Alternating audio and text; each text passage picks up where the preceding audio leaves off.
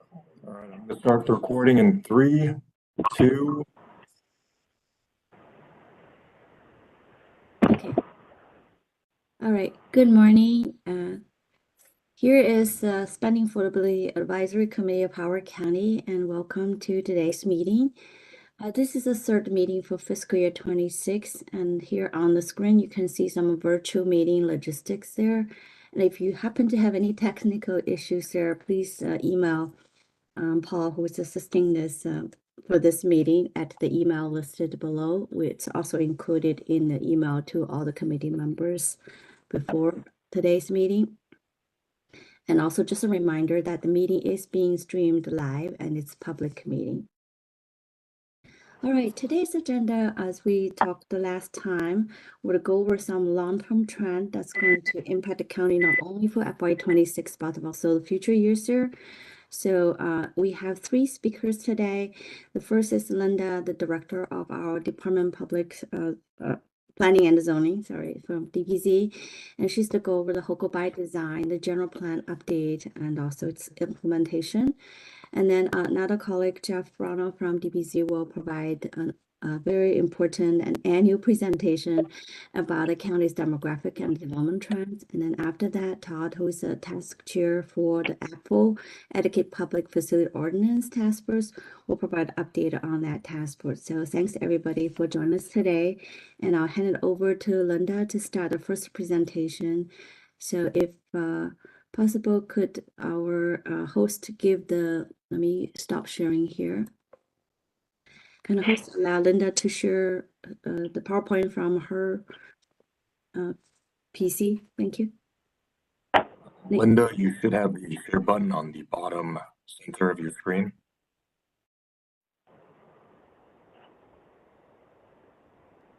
Yeah, it's up. Thank you.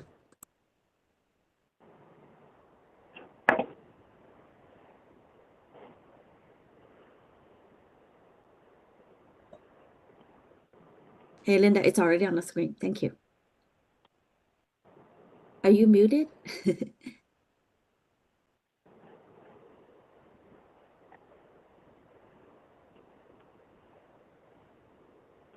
I cannot hear you.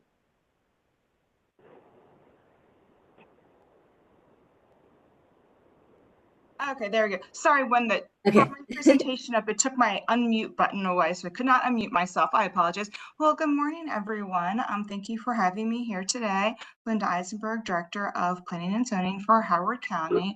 I am here to present to you HOCO by Design General Plan overview. This will be very similar to a presentation that you probably heard from Mary Kendall last year.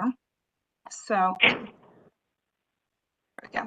So basically, a quick overview is, what is a general plan? Our general plan is a document that establishes a clear, long-range, community-driven vision and policies on how and where the county will develop and grow over the next 20 years.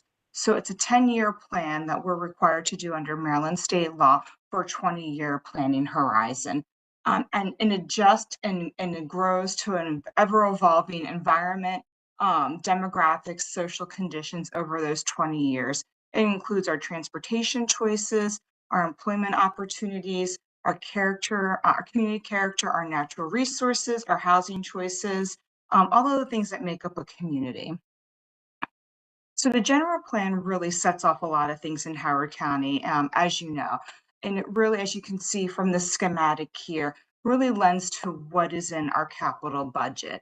So it's kind of the nexus for all of this. So we have the general plan that leads off to helping the county make capital budget decisions, as well as how we do our functional planning. So our functional planning has to do with roads plans, sidewalk plans, water and sewer master plans, land preservation, park and recreation plans, as well as also helps guide our county regulations, specifically our zoning regulations, our land development regulations. And this would lead into any zoning map amendments, any code changes. So the general plan kind of sets off the guidelines and guidance for all of those types of codes, regulations, and capital improvement projects moving forward. So key issues that we had to deal with for HOCO by design. So each general plan is unique. We had Howard 2030 prior to HOCO by design, and we're always grappling with the new set of challenges. So we had a high demand for commercial, residential, and employment growth that we had to deal with in this last general plan. But more importantly, we had a dwindling supply of undeveloped land left, and we'll talk about that in some upcoming slides. Climate change was also a big challenge that we have to deal with, not only in Howard County, but obviously globally. How do we deal with that? We had 2 historic floods in the intervening years between Howard 2030 and HOCO by design.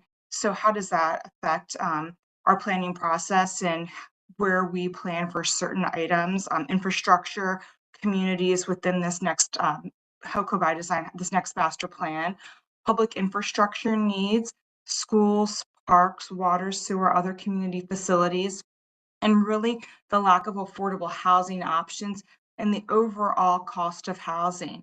So again, limited supply of land, not a lot of places to build. We're not building a lot of new housing. So, basically that pure economic supply demand, you have little supply, high demand leads to higher housing cost.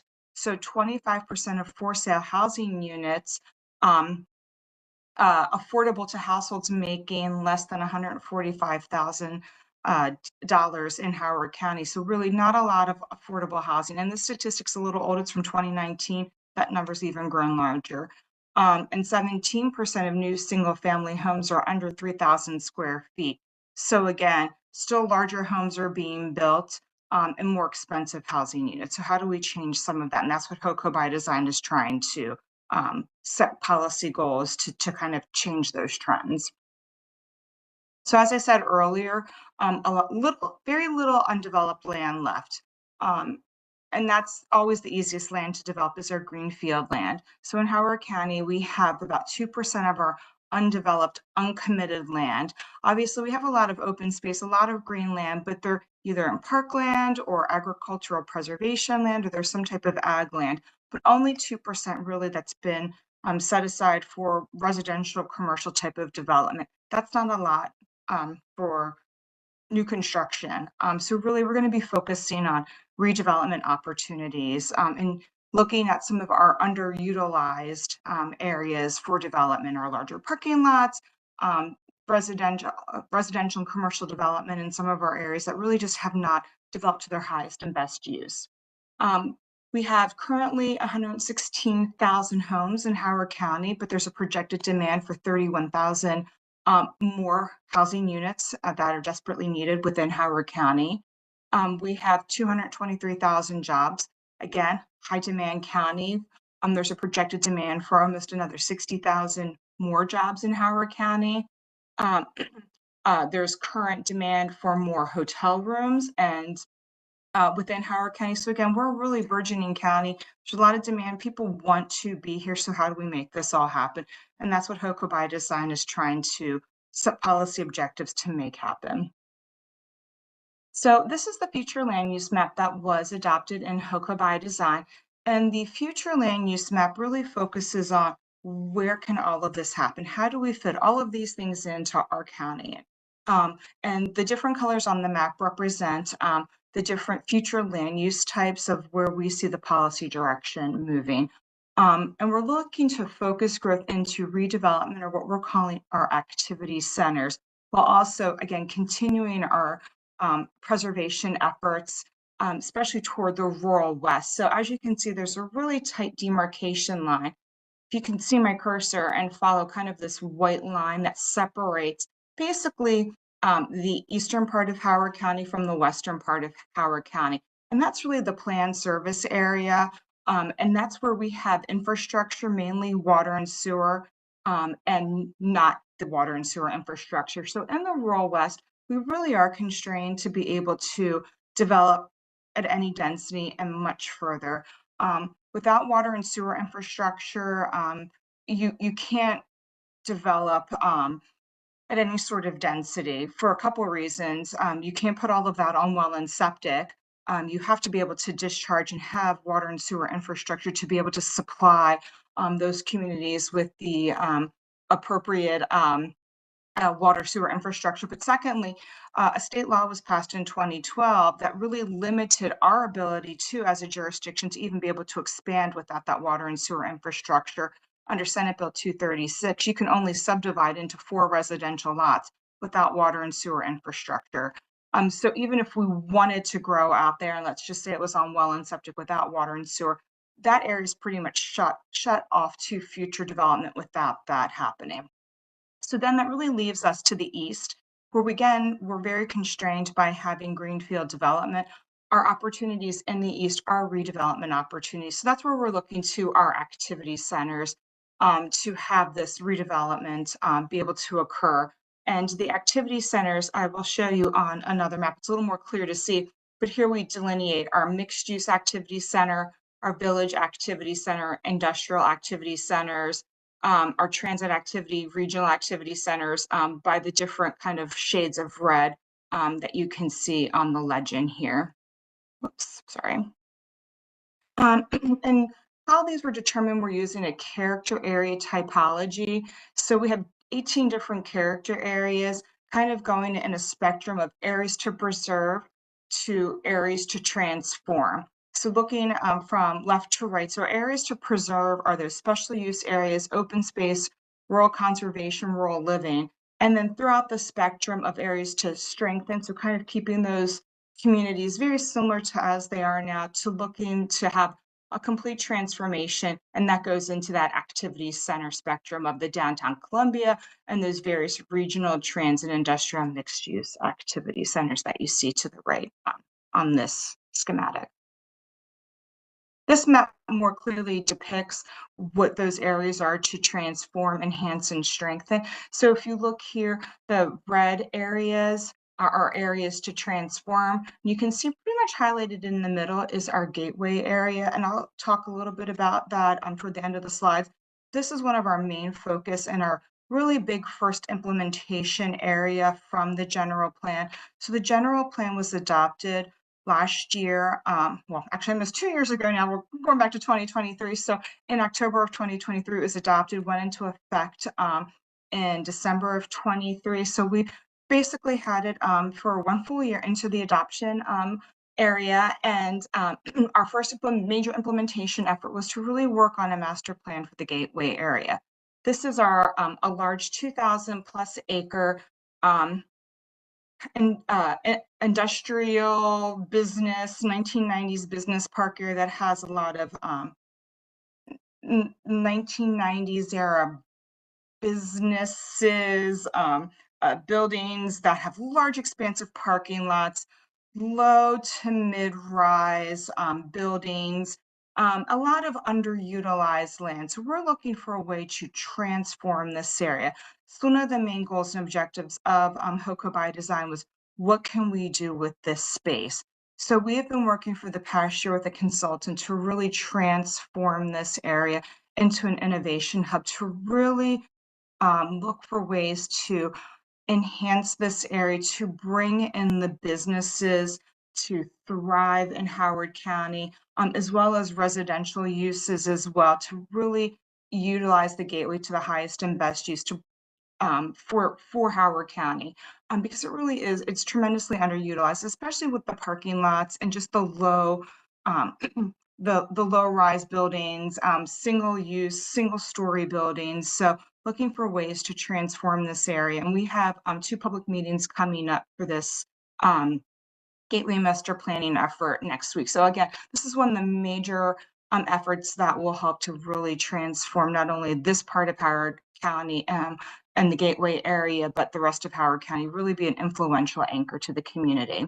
As well as you can see some areas along the Route 40 corridor, 29, and along Route 1 are again some of our key areas to transform. So these are our main activity centers. Also, you can see some of the purple circles are some of our other activity centers. So these are again areas that we are looking to redevelopment through our activity center goals and objectives.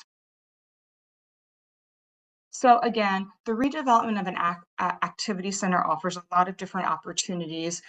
We would be looking for open space, stormwater management, reduced impervious surface. So taking this kind of barren, underutilized, I'm going to call them parking lots for lack of a better term, and kind of just to give you a visual perspective of what we would be talking about, like those big old strip centers with big old parking lots that are really underutilized, looking for ways to enhance and make them more vibrant, having more of a mix of uses of community gathering, recreational spaces, job opportunities, looking for a transit type of infrastructure, having connected transit services, sidewalks, bike paths, and really offer a diverse array of housing types. So beyond our traditional single family units, looking for more of that missing middle housing typology, the duplexes, triplexes, quads, garden style apartments, more multifamily, to be part of that mix of uses within an activity center. So kind of going into what is missing middle, if you haven't heard the term, you're going to hear it today. And this is really one of the big trends that we're seeing not only in Maryland, but nationally. So kind of think it really is, I almost go back to like the turn of the last century housing styles where we had big homes that were, kind of think of your great grandma's house where, she might have divided it up and, 4 families lived in that house very comfortably and they split it up. That's kind of really what missing middle is. It kind of harkens back to those old big homes that people subdivided amongst themselves just to create more housing where it was needed. So it kind of fits that niche where maybe detached single family and the mid-rise just don't work anymore, where you have the duplex side by side stacked, the fourplex, courtyard, cottage court, townhouse, or even now what we're seeing is the stacked townhouses. A lot of developers are shying away from the condominium model right now. And again, it's very fickle depending on financing and who wants to develop what at any given time. But right now what we're seeing come in are what they call stacked townhomes or 2-over-2s. So you have a townhome look, but it's more of a condo feel. So that's what we mean when we say more of that missing middle housing type that we're seeing being developed, and that we want to see more of that opportunity. Where in some ways, especially some of the lower intensities, look and feel like a single family home, but you're offering more units to be fit into that community. And then these are just some pictures, so you can see a little more of a visual how they already are working in existing communities. Another different type of housing typology that was put forward in HOCO by design were accessory dwelling units. We currently allow accessory dwelling units in Howard County. They're not utilized that much.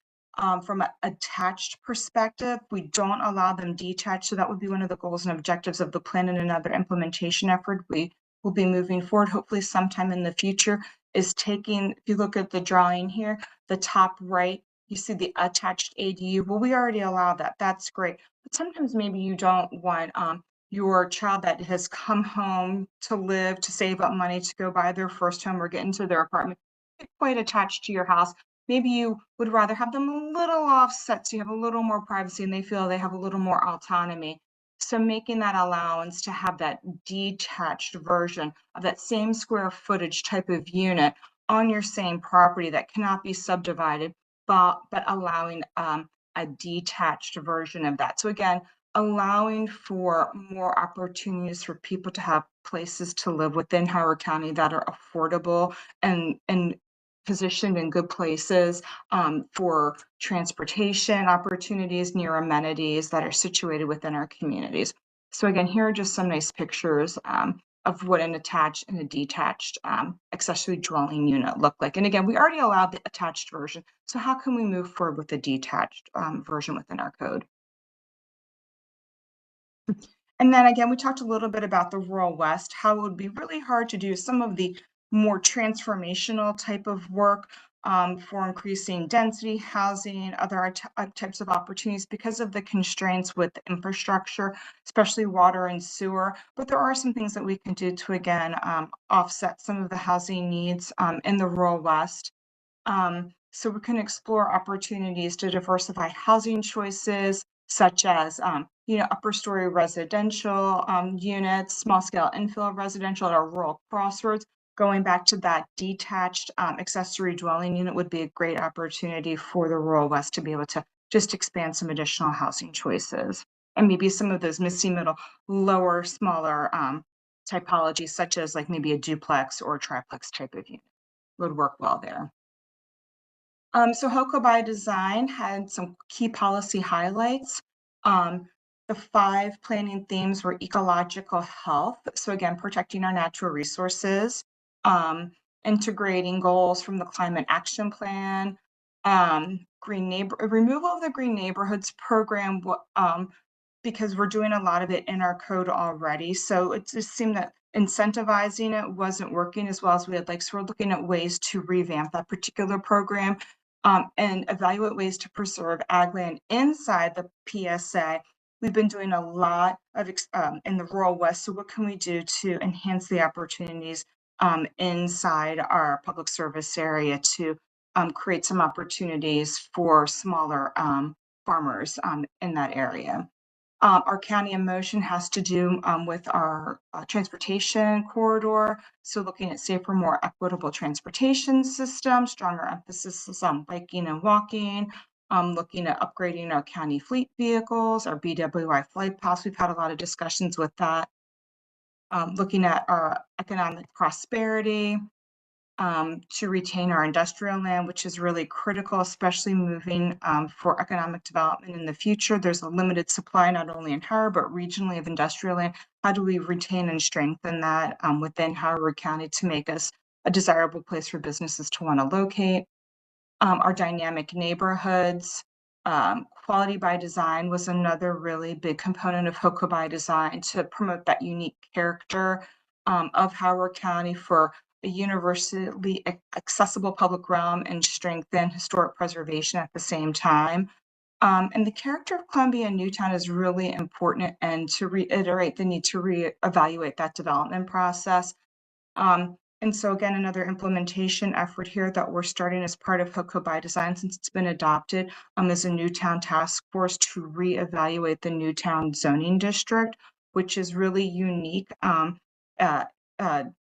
for how zoning works in general in the Columbia area, and talk about how that district is working, if it's still doing what it was set out to do, and should there be ways to modernize that particular district. I see Barb has a question.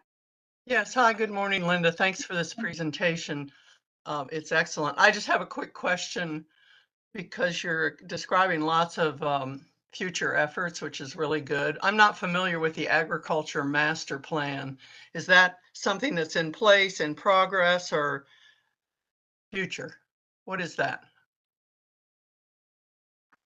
So that was just one of the planning themes talking about economic prosperity. So that I believe the sustained an agricultural master plan is something that looking for that there might be potential to have that plan, an agricultural master plan come out of this plan.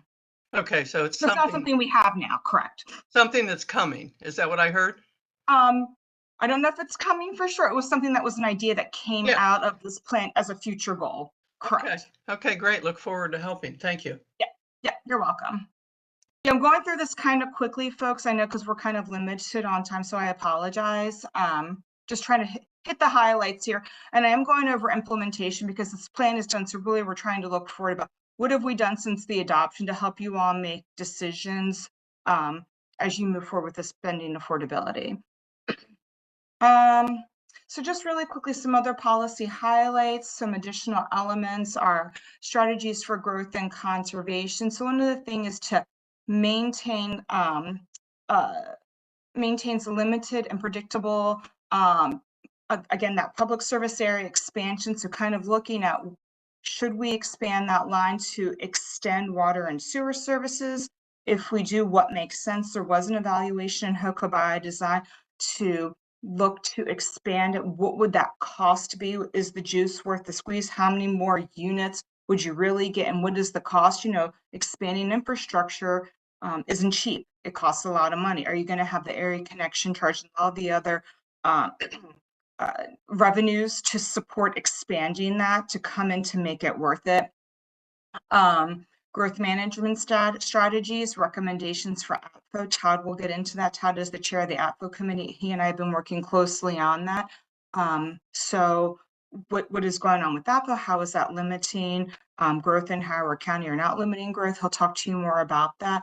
But that was one of the policy highlights within HOCO by Design is what adjustments need to be made for AFFO to keep Howard County moving forward. Supporting infrastructure policies and to support public schools facilities chapter. This was the first time we actually had a chapter dedicated to public schools.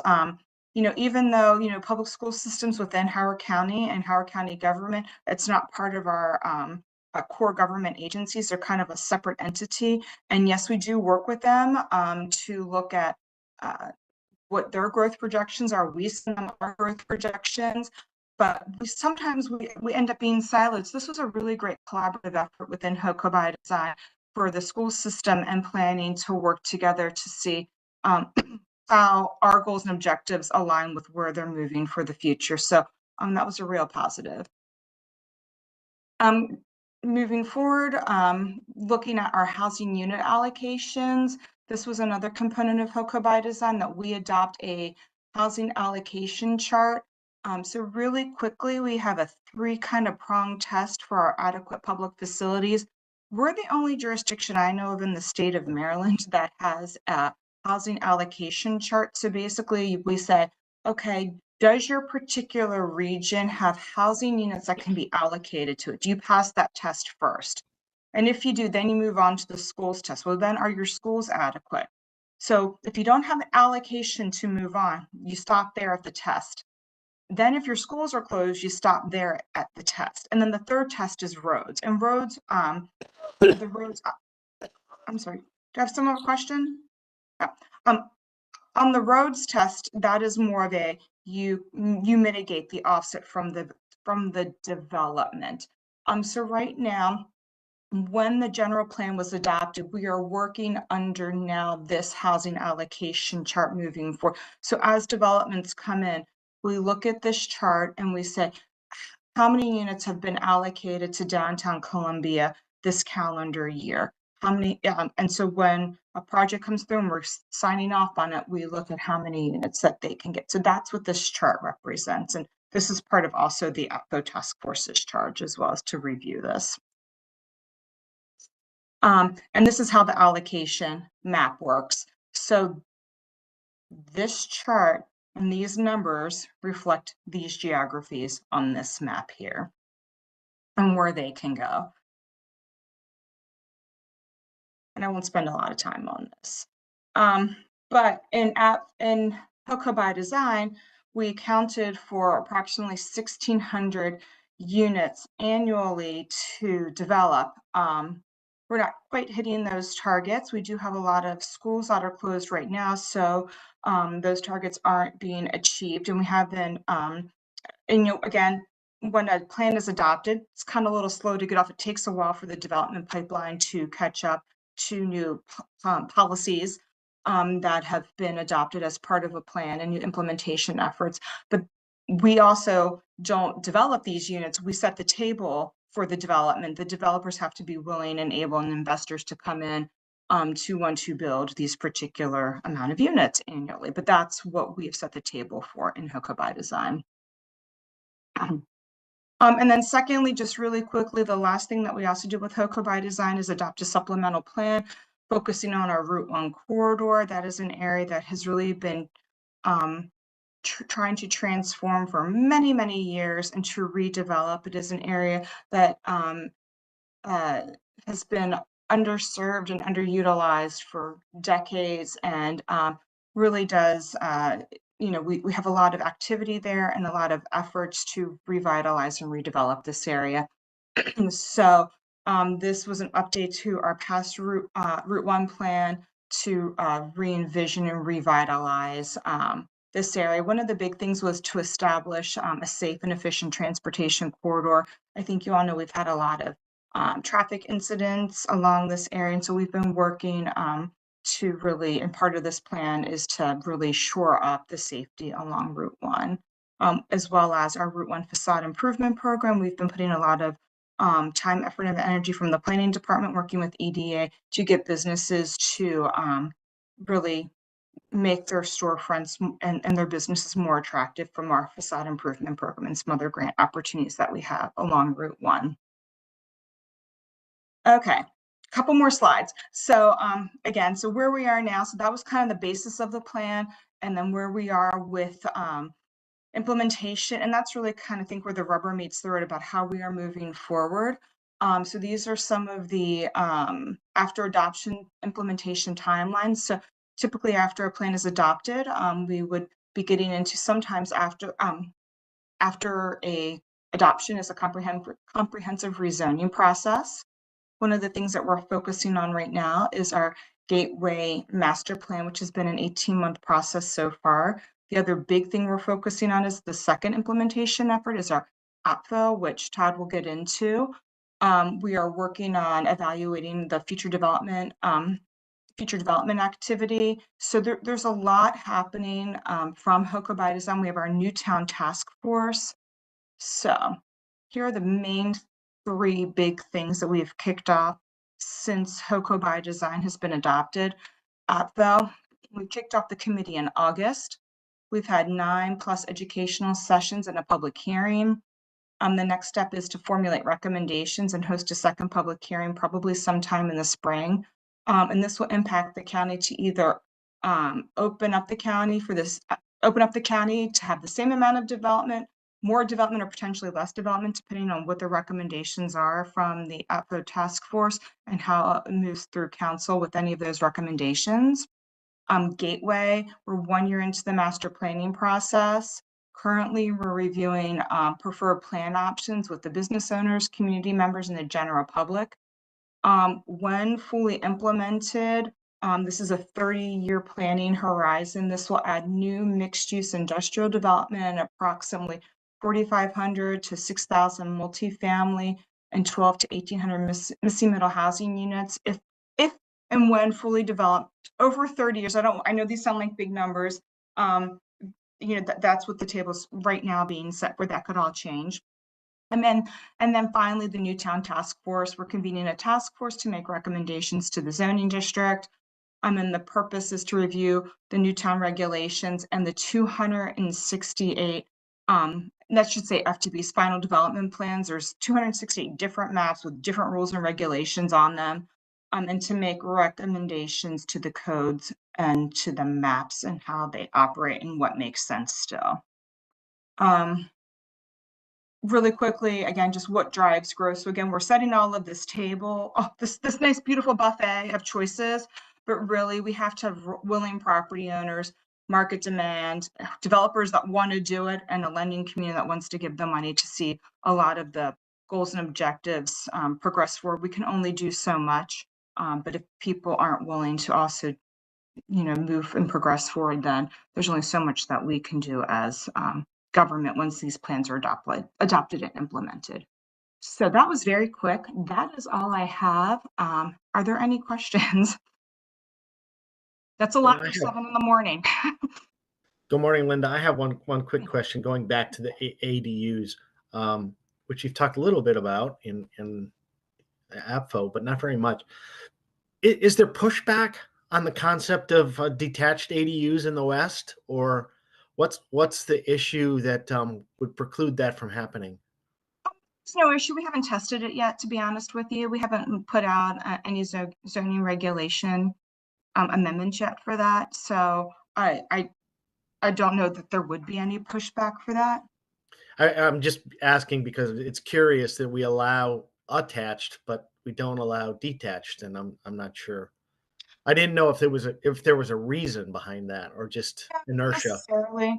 I will tell you what I have experienced when I've done similar zoning code changes in other jurisdictions, that there is sometimes a concern of doubling of density, this misconception that you're building a whole nother unit, not subordinate to the primary principal structure or an accessory unit, thinking that it's going to be able to be subdivided. That is not the case. I mean, there's plenty of different ways you can put those safeguards in to make sure that doesn't happen. So I've heard some of that discussion before, and I've also read about that in some planning journals. But those are some of the typical things you hear when you go from an attached model to adding a detached model as well. Thank you. But I've heard nothing in Howard County. Linda, quick question for you. And by the way, thank you for the presentation. This is really good stuff for us to see. A question for you, and this maybe spills over into what Todd's leading with the AFFO task force. In looking at these different housing types and these different options, I'll call them, that would really get us to the level of housing stock that we need to meet demand going forward, it seems to be that it cries out for more flexibility in terms of our zoning regulations, et cetera. I also think back to the Route 1 plan, where years ago, this quarter activity center zoning type was put in place, and quite frankly, it didn't work because I don't know who was looking at Route 1 when they proposed it, but the way Route 1's laid out, it doesn't work. And other developers wanted to do other things, but they didn't fit within the plan. They had to go get approval, and there was a whole thing that happened there. But I guess my question is, is one of the recommendations you're going to put forward as a result of the HOCO by design exercise more flexibility in terms of zoning, maybe more the way of floating zones or other things that allow the types of housing units that you have called out here to be developed? And again, this may spill over to Todd's area as well with what he's doing, but just thought I'd put it out there. Yeah, I think when we get to the comp present, I think all of those items are on the table for sure. That's part of what that process will be when the time comes. But good question. Thank you, Steve. No, thank you. Appreciate it. All right. Well, Holly, thank you for having me here today. Thank you very much, Linda. Yeah, if there are no other questions, I'm going to turn it over to our Chief of Research, Jeff Bronow, who has some amazing information to share with you. Thank you all so much. Take care. Oh, 1 minute, Linda. I think Barb has a. I think Barbara's hand's been up. Oh, that was from last question, right, Barb? Hand down. Yeah. Okay. Yeah, No no, worries. we're good. Thank you. Thanks. Thank you all so much. Anybody else? Oh, okay. All right. Thank you. You're welcome. Okay, thank you, Linda. Let me share my screen here.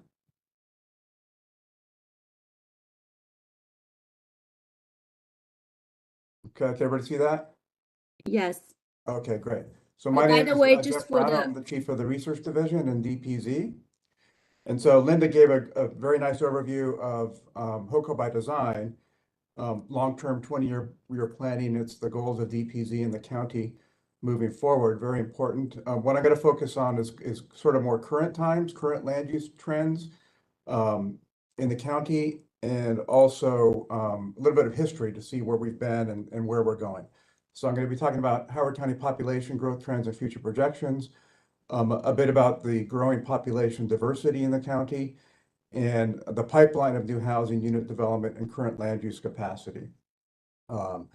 And then a little bit on job trends. I think, Holly, you might be having EDA presenting information on jobs at a future Yes, meeting. I think Okay. that's So I just have a few slides on job meeting. trends. And Yeah. then and Holly asked me to add a little bit of a recap of HOCO by design fiscal impact analysis. So we did a fiscal impact analysis of HOCO by design several years ago. And most of you on this committee, there might be for some new people, have seen that. So this is just kind of a reminder of that. And this presentation, you've seen it in the past.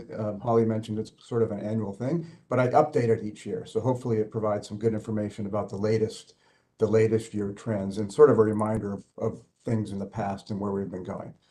So first, population growth. The county has been growing, as we all know, since World War II, since 1950. The population was only about 23,000 people. The last census, the county was 332,000 people. So the county's been steadily growing.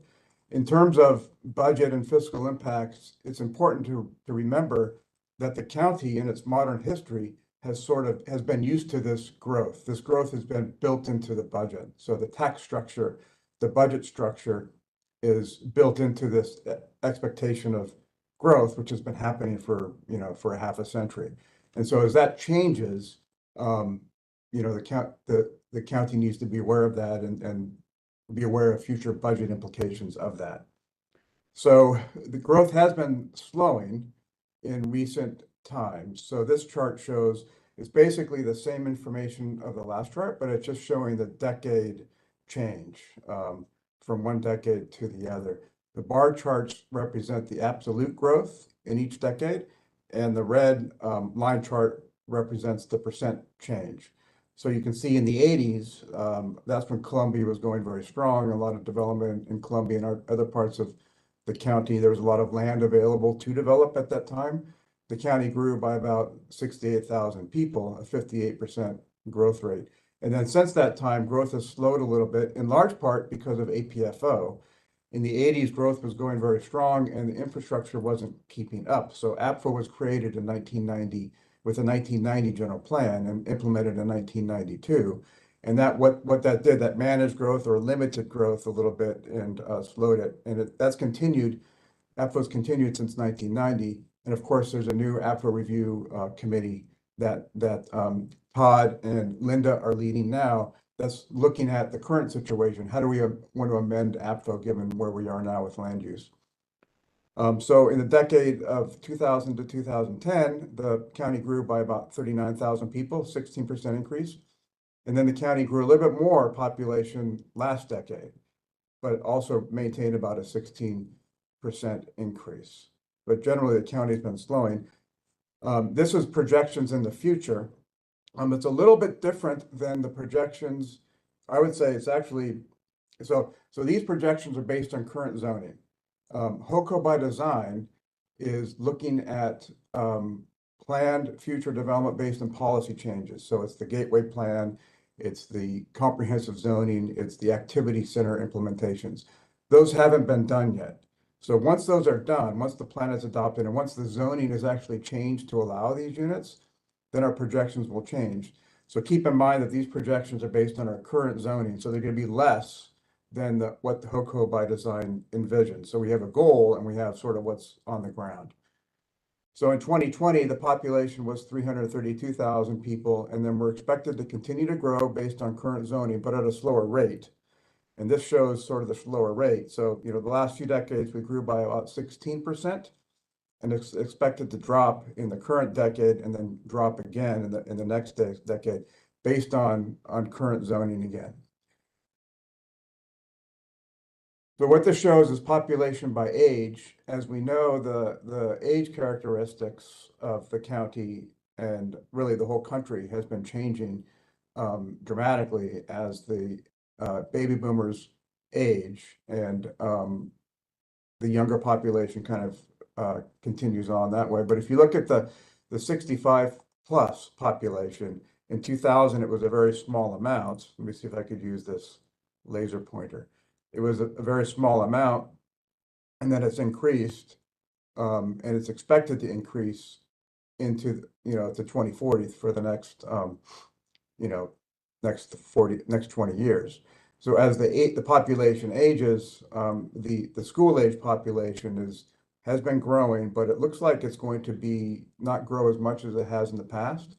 And in fact, the school system, if you look at the Howard County Public School System's latest projections, it projects that the school population is going to remain flat for the next 10 years. This is a big change from the last 10, 20 years where the school population has been increasing.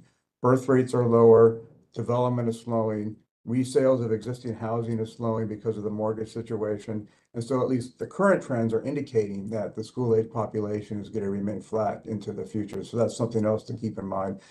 But as the population ages, the services and the capital facilities might need to change to accommodate an aging population and focus more on that perhaps, and not so much on schools. However, schools is very important, as we all know, and there's a lot of needs for schools in terms of, rebuilding older infrastructure, which is a challenge, countywide. So the county has a lot of challenges moving forward with rebuilding this older infrastructure. That's one thing that the fiscal impact study addressed as well. So that's sort of population and population by age. And then how has the population been growing also in terms of the population by race and, you know, ethnic diversity. As we all know, the county's been growing increasingly diverse, particularly over the last few decades. So the population grew from 2000 to 2020 by about 45,000 people. 24,000 of that were Asian and Pacific Islanders. Close to 15,000 of that were African Americans, followed by Hispanic population of about 10,600. And then the population of two or more races is also increased dramatically by 92%. So all the minority populations have been increasing while the white non-Hispanic populations has been decreasing. That happened between 2000 and 2010, and it's continuing to happen in the last decade. This is a chart that shows that information. So it shows the increasing racial diversity of the county over time, over the last 10 years. And this chart shows that Howard County now is considered a majority minority population. And that happened sometime, I think, around 2019. So this trend has been quite dramatic since 1990, really since the 80s.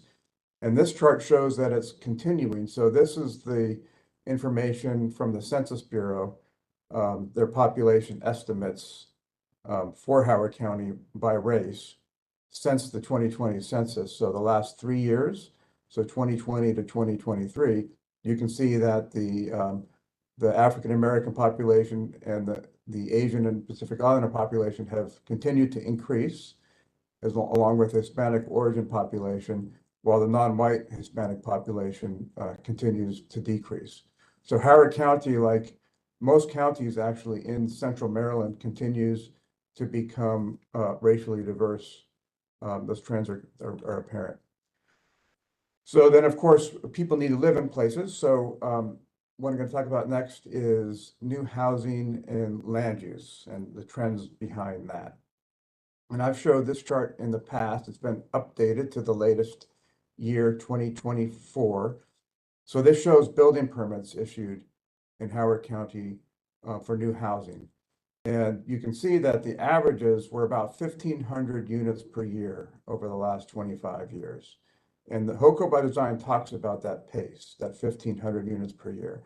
And in fact, the numbers that Linda presented in HOCO by Design of the 31,000 housing unit goal over the next 20 years, which is about 1,500, 1,550 units per year, the intent is to kind of continue or maintain that pace. But in order to do that, these different things need to come into place, like the Gateway Master Plan, the activity implementations, activity center implementations, and the zoning and the ADUs and the infill developments, and all of the things that Linda talked about. You can see that growth is slowing and has slowed. So if you look at the last 5 years or so, the average has dropped to about 1,000 units per year. Now, the last 3 years, we do see an uptick in building permits post-COVID. There was a fair amount in the pipeline. And so you can see that last year there were close to 900 building permits for new homes built in the county, which is an increase of a low of about 600. It's probably expected over the next 3 to 5 years, or maybe 2 to 5 years, we're likely to see between 500 and 1,000 housing units built per year, given what's in the pipeline currently. And I have a little bit more to talk about that in the next slides that will kind of make that clear.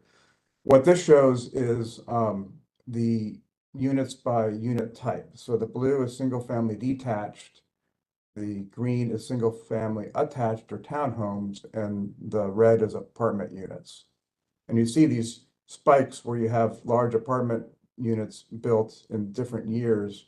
So you said some years you're going to see more than others. But the last 3 years, you can see that some apartments have been built, but not as much as in the past. And also the kind of the general trend of single family detached units decreasing over time because of the land availability for that type of unit. The zoning isn't available as it has been in the past.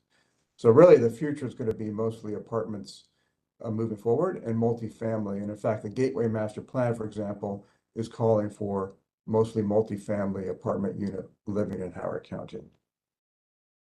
This shows really some of the general areas where development took place, where permits were issued last year in 2024. And it has some of the names, as you can see, in the Columbia area and Turf Valley area. Wellington Farms is one of the last large single-family detached and townhouse developments in Howard County. So there's a fair amount in the pipeline. These are being, constructed and built now, and will continue to be so over the next several years. This shows the ratio or the percentage of units by unit type of the last, from 2001 to 2012, those 12 years compared to the last 12 years. So you can see in the previous 12 years, there was about 42% single-family detached and about 30% single-family attached and 29% apartments. Now, in the last 12 years, a lot more apartments were built, about 41%, and the townhomes remain the same, and the amount of single-family detached has decreased. That trend is expected to continue moving forward, even more pronounced, I think. That's what this chart shows here, or the next chart will show this. So what this, we track in our land use database, all existing housing that's built on the ground, and then the housing in various stages of potential development. So this is homes under that are basically under construction as of a snapshot in time. We typically do this every September 30th. So this is as of September 30th, 2024, is the basis of our projections that feed into the school system. So we give our projections to the school system so they can forward, project new use that as a component to project new school students each year. So these are under construction. This represents recorded unbuilt lots. So they don't have a building permit yet, but it's a lot ready to be built upon. It may also include a site plan that might have an apartment building that's been approved, that once it gets a building permit, then construction can begin. This represents, I'm pointing at, I realize that you're not seeing this, so let me turn this back on. The in process represents the subdivisions in DPZ that are under review. So once those subdivisions are reviewed and approved, then they'll move over to this category and this category. So we have about 5,700 housing units that are being reviewed in subdivision and site plans in DPZ. And this undeveloped land represents, based on zoning, the new unit potential that haven't come in yet for subdivision review. And this also includes redevelopment assumptions along the Route 1 corridor. And it assumes some redevelopment assumptions. It includes, for example, in downtown Columbia. So it bases those redevelopment assumptions on current zoning. So it doesn't include Gateway, for example, because that hasn't been rezoned. And it doesn't include some of the other activity centers in HOCO by design because they haven't been rezoned. Once those are rezoned, then the potential will be added to the county. So Jeff, can yes. One quick question on this. I want to make sure I'm clear. So when we talk about roughly 20,000 units to go under current zoning, there's really only 10,000 in that half of those 20 are already in process, unbuilt or permitted. That's correct. Okay. Yeah. So, yeah. So those, all of those, the current 10,000 that are in process, unbuilt or permitted are already being evaluated under the current HOCO 2030 and the current AFFO. Yes. So yeah. the new AFFO only applies to those 10,000 undeveloped units and any future zoning changes. I think that's mostly correct. There could be some of these units, these 5,700 that have just come in that haven't been tested for AFFO yet because they just submitted their plan. But I think generally speaking, I think you're correct that you can assume that these are really under the sort of the current AFFO criteria, and the new AFFO would impact the future undeveloped units. Yeah. Okay, that's great. Thank you. Yeah. And one thing to keep in mind, so this 18,000 and really the 10,000 If you recall, Linda had a number of 31,000 in HOCO by design over 20 years. So this is less than that. So basically the HOCO by design policies through Gateway and the other activity centers, the new town redevelopment potential, infill development, that sort of thing. Clearly not guaranteed, right? But in order to meet the HOCO by design goals, to really keep the same pace of growth that the county's been used to over the last several decades, these things need to be implemented over time. And of course, the county can set the stage, but the private owners and the lenders and the private developers, they're the ones who actually build the new homes and everything too. So there's a lot involved in obviously achieving that goal. I would also say that some of this undeveloped is pretty, I would say it's pretty aggressive, or meaning that as the county runs out of land, the opportunity to build is less. So the odds of being built is less, right? So even the existing undeveloped, is going to be challenging moving forward. What's left is redevelopment, and it's redevelopment opportunities. So sometimes parcel assemblage has to occur. So there's a lot of challenges around this. So even this number, is going to be challenging to have, even though there's a demand, and the strong demand is very helpful for Howard County. Moving forward, it all rests in the actual implementation of these things moving forward. So all, included in that undeveloped would be a house on 3 acres in R20 zoning along 103, for example, Right. that you might be able to get 4 new housing units on in subdivision. Right. Okay. So basically, yeah, if you have, it might include, if you have, just what you said, a large lot that has further zoning potential that wants to subdivide, it would be in this number here. The other thing in this number is downtown Columbia. So downtown Columbia is only about a third of the way through. About 2,000 units have been built of the 6,000. So there's another 4,000 units or so in this number for downtown Columbia. So downtown Columbia is actually stalled right now, really, because it's not moving forward. So that's something to keep in mind. That's in here as well. are they waiting? Is it stalled because they're waiting to see what happens with the HOCO by design and the new AFFO? I think it's the lakefront development that isn't moving forward. I think there's some legal issues. Okay. Yeah. They have an approved plan for 1,000 units or so, and it just hasn't moved forward. So really then, of those 10,000 that we talked about, it's actually quite a bit smaller number than 10,000 that are really going to be impacted by new AFFO. Yes, it could be. Now, keep in mind, however, though, once Gateway Master Plan is Right, that all these planning efforts and the new town committee that will come up with new ideas. There's a lot of really great potential in the county for sure. Just a question of getting them implemented. right. Yeah. Okay, thanks. Thank you. Yeah. So this is the same chart, but it breaks down by unit type. So currently about 50% of all housing in the county is single family detached. The county is pretty diverse in terms of housing diversity, primarily because of Columbia. There's a lot of townhomes and apartments, and that's historical since the 60s if you compare Howard County to other suburbs.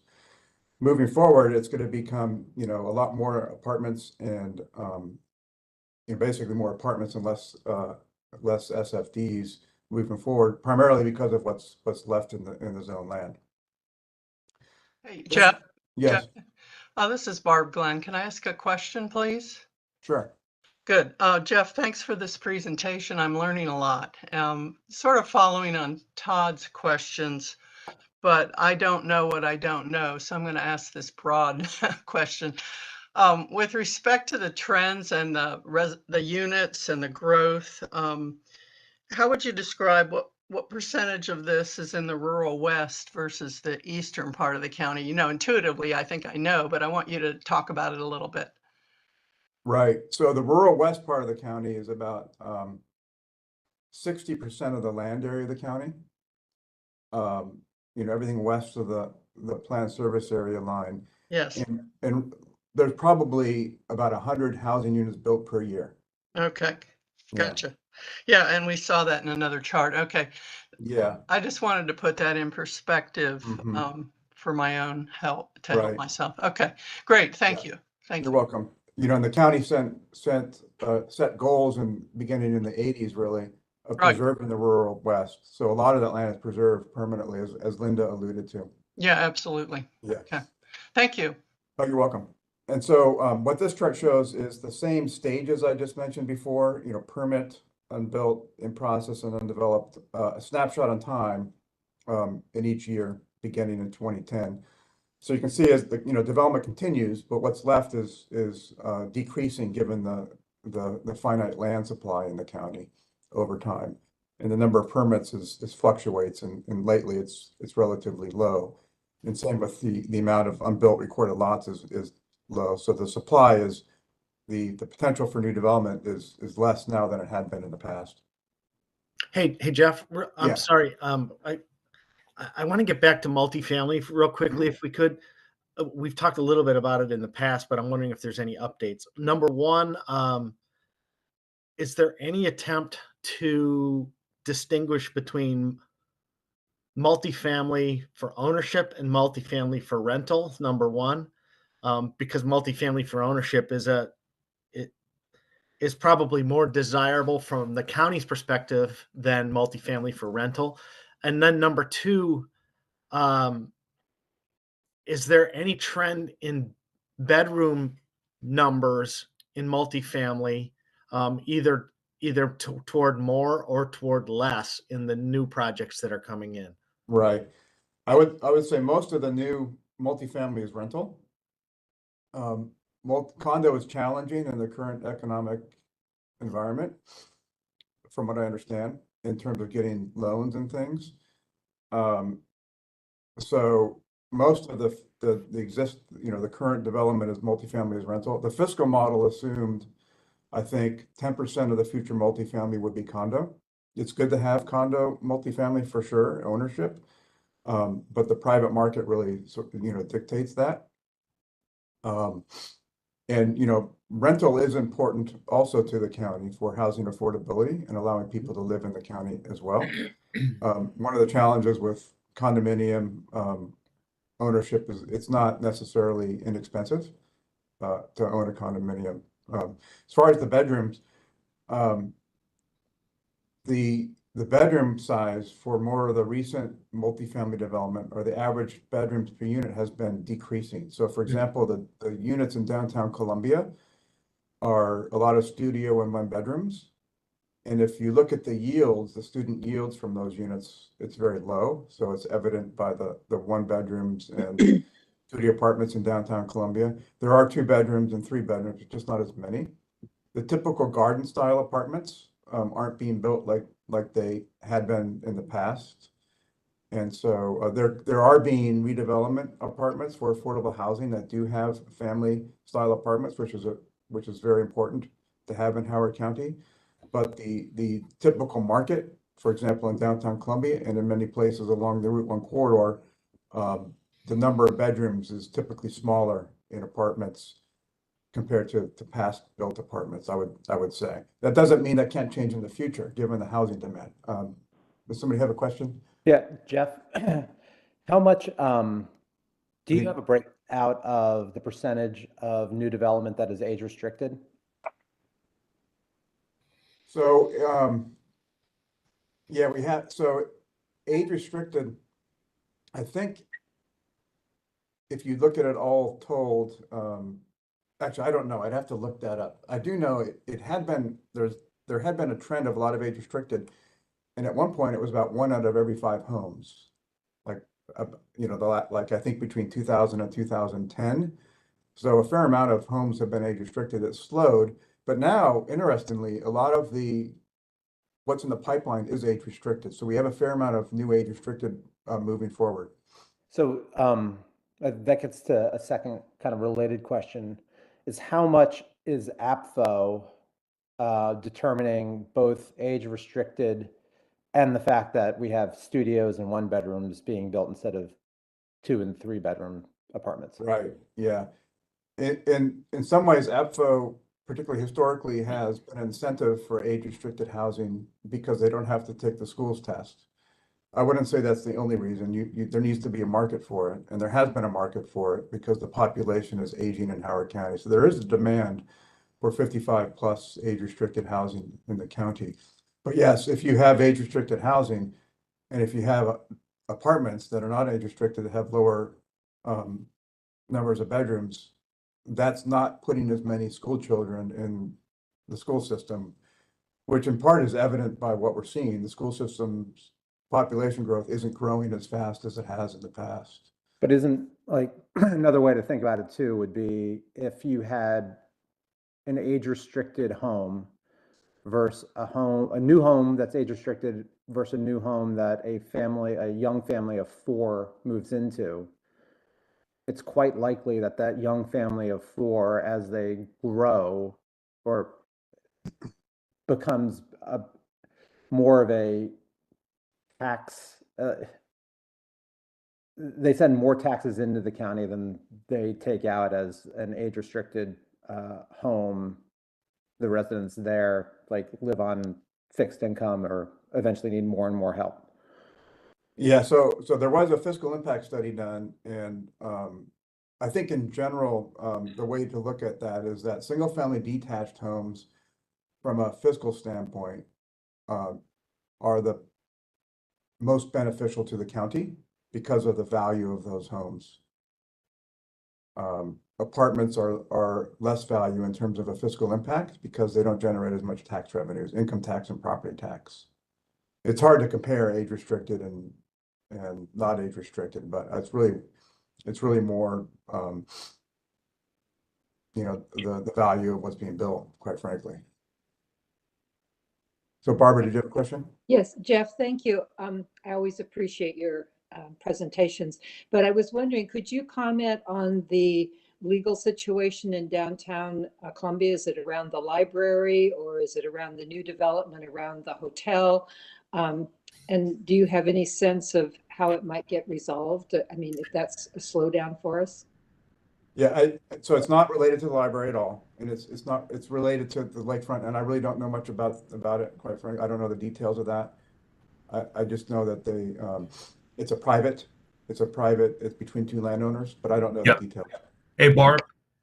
Yes, I think I know what he's talking about. I just wanted clarification. Yeah, I was going to say, Barb, Steve here. I could tell you a little bit about that as well, and it's a pretty big mess. Yeah, that's. I just think we need to take note of that because that's a big slowdown. Yep. Okay, thank you. You're welcome. So this is really interesting because this is what I guess you can call it leading indicators of growth. So all new residential development has to have a pre-submission community meeting, this is before they submit a plan to Howard County. They have to have a meeting in the community and invite the neighbors of where they're going to develop and send out letters to the neighbors, and anybody can attend. It's also put on the website. It's public, so people can attend a pre-submission meeting that is held by the developer. The county isn't involved. It's held by the developer and the developer's a consultant engineer to talk about what they plan to do on this property. And then they have 3 years to bring in the subdivision plan. If they don't bring in a plan within 3 years, they have to have another pre-submission community meeting. The intent of it really is to make neighbors and property owners aware of what's going to be happening, or at least what the intention is, to kind of put it out there for people to see. So this began in 2007, the law requiring pre-submission community meetings.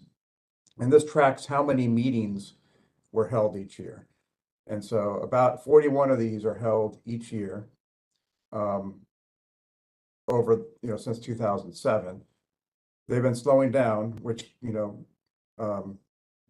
comports to the slowing development trends of about 24 per year since 2020. These are the number of housing units in those pre-submission meetings. So a developer might have a meeting and they say, we're going to be building 2 homes in my lot next door to you. Or they may be having a meeting and they may be saying, we're going to build a 250 unit apartment building in this redevelopment parcel along Route 1 corridor. So the number of units, varies significantly. So over the history of these pre-submission community meetings, there's about 1,200 units have been represented in these meetings. Lately, it's been lower at about 600 units per year. This last year, in 2024, there were only 100 units. So it's something to keep in mind. So these 100 units, eventually they'll come in with subdivision plans. But you'll see that the pace isn't as high as it has been in the past. And we'll see what happens in 2025. They could come in big amounts. For example, I think in nice redevelopment project in Route 1 of about 500 units. So that, this will go up and down, but this is a good leading indicator of what may happen in the future. I think given what's in the pipeline, we're probably likely to see between 500 and 1,000 units per year over the next, 3 to 5 years, but it may slow down over time. But the good news is, of course, we're implementing these new plans, so there's future development opportunity and things like Gateway and Newtown moving forward. Hey, Jeff, one thing real quick. If you go back to your preceding slide, I think your red line on the preceding slide for the last 5 years is wrong. Is it? The preceding slide. Yeah, one back. Okay. You're showing average of 24, but the red line's at 18. Thank you. Got it. I got to move it up. Yep. Okay. Appreciate that. Yeah, thank you. Okay.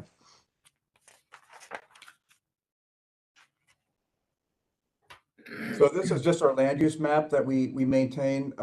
This is online too. It's a lot easier to see online where you can zoom into properties. We update this, monthly, really. There's not much undeveloped land left. Most of it is redevelopment. The screen shows all of the preserved land in the rural west, which is everything west of this planned service area line here. So it might be interesting for some of you to look at our online map on our website to visualize the landscape in Howard County. This summarized land use as of September 30th, 2024. So the county's preserved close to 40% of all land in the county. This includes all the preservation easements, the ag easements, and the environmental easements in the rural west, and also some in the east, and also all the park and open space land. And this includes Newtown open space and HOA open space as well. About 35% is residential, and then 19% is commercial. Also includes transportation and community. This also includes roadways and things. And 6.6% is undeveloped land that will, be developed or preserved in the future. Hey, Jeff, can you clarify a little bit? Because I remember in the early presentation, it was a lower percentage, and maybe a slightly different of definition about undeveloped land. Do you recall what it was? I think it was 2% was mentioned in the first. Yeah, so that had come up. So HOCO by design says that 2% of land is undeveloped. Our land use database says it's 6.6% undeveloped. I don't know why. I'll be honest with you. Yeah, I mean, maybe if not so now, like later. I think it has to do with the definition a little bit different.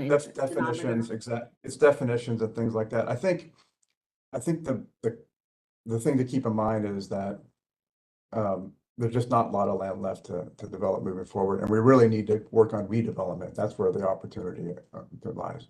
Jeff, relatedly, has there ever been a study or an understanding of how many acres or percentage of land use is parking lot? No, I'm not aware of that, actually. The parking lots would be included like in the commercial. Right. But that's an interesting question to find out. We could easily do it because we have planimetrics. So we have the shapes of all the parking lots, so we can certainly calculate that. That would be really interesting, especially as we move towards like a final report. Just understanding, because we keep saying that the land is closed, but it's also, there's land designed for, pre-remote work, pre-Amazon retail parking lots. Right. Like, that's redevelopable. Yeah. And I think that's recognized, it's recognized certainly in HOCO by design and the Gateway Master Plan that we can build up and have structured parking lots. I also think there's a state bill that looks at parking requirements, basically saying that parking requirements should be loosened to allow for more building footprint, given the current trends of things like telework and things of that nature. So yeah, definitely parking is an important component of redevelopment moving forward. So just a few slides on job trends. The county has been growing by about 3,500 jobs per year. Hey, Jeff, Yes, I'm so sorry to roll back Sure. another question for you, but in the pie chart previously, just curious, this may not be important, but what percent of all of the 162,000 acres is privately owned? Is that a germane question? Do you have that data, or do we care? Tell me more. Yeah, I mean, it's an interesting question. We know what's owned. We could look at state tax data to figure out what's owned by the county. Yeah. Or governments. I mean, a lot of this land here is like the parkland is a lot of that is government, because this includes state parkland, Right. the PSAPSCO, and so I was just curious, as we talk about preferential development and where things are going to go, the private property aspect is likely to be pretty important. So anyways, I just thought I'd ask. Thank you. Right, yeah. So I mentioned 3,500 jobs per year. Job growth is very important from an economic standpoint in the county, and HOCO by design has policies to want to instill new job growth. Gateway, for example, is going to include a major job component for mixed use development, innovative center, that sort of concept. Similar to residential growth, however, land is limited. So there are challenges for keeping up the same pace for job growth moving forward. I tried to update this to 2023, but it's interesting. If you go to their website, the Bureau of Economic Analysis, they stopped producing this. There's a big sign on their website saying, due to budget constraints, they're no longer producing jobs data at the county level, which is really unfortunate. The Department of Labor has job data, and I could look into that, and I haven't had time, but we can get job data from them as well. This shows, and by the way, this is all jobs, including part-time jobs and including proprietors. So it's not just wage and salary. And proprietor is basically self-employed, is a fairly big component of jobs in Howard County, given its professional job makeup. The Department of Labor job data doesn't track that. That's why it's unfortunate that the BEA stopped doing that. But in Howard County, the greatest job category is the professional technical services, followed by healthcare and social assistance, followed by retail trade. This is jobs in Howard County, not jobs of Howard Countyans. Exactly. So these are jobs physically located in Howard County. Yeah. And then this is the 10-year job growth. This is this is the existing jobs as of 2022. This is the growth from the last 10 years, and you can see that the same categories, the job growth reflects the same categories of the totals.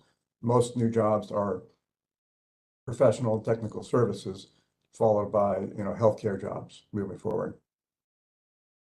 This is the unemployment chart, and so it shows Howard County compared to the state of Maryland compared to the U.S.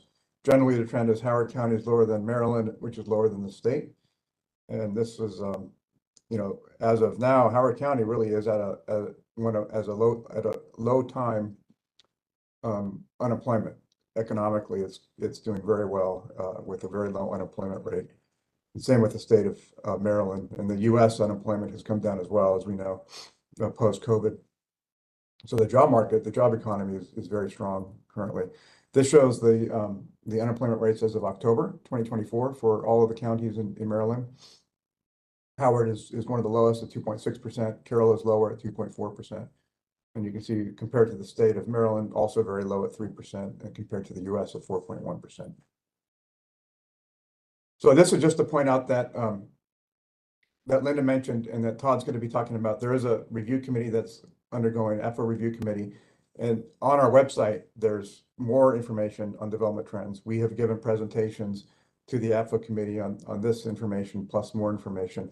There's also a pupil yield study that we put together. This, the question from Todd was how many, if you look at the typical types of new apartments being built, are there a lot of children coming out of that? This pupil yield study takes a deep dive into those questions, if you're interested. It's on this, it can be accessed from our homepage here. Just two more slides. So, Holly asked me to refresh the fiscal impact analysis that was done for HOCO by Design several years ago. Basically, the bottom line for that is that new growth generates positive fiscal results based on current levels of service. So if you take the property revenues or the revenues, the tax revenues generated from new development, property and income tax, which is about 90% of tax revenue to Howard County, and you subtract from that the cost for services for schools and police and fire and all the other services that the county provides.